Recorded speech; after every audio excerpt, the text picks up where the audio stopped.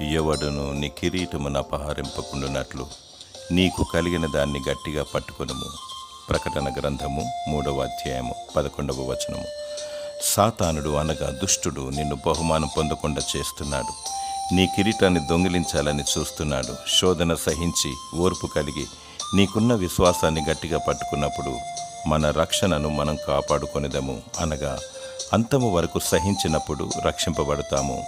దేవుని కొరకు నిందలు, అవమానములు, శోధనలు సహించినప్పుడు జీవ కిరీటాన్ని పొందుకుంటాము. కానీ విశ్వాసమును కలిగి బహు జాగ్రత్తగా ఆత్మీయ పోరాటములో ప్రార్థనా జీవితము కలిగి వాక్య సహవాసమును కలిగి నిత్యము దేవుని స్తుతిస్తూ ఉండాలి.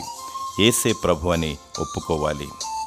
ఓపికతో ప్రభు పాద సన్నిధిలో సాగిపోతూ ఉండాలి. విజయం సాధించాలి. ఇక కిరీటము నీకే దక్కును.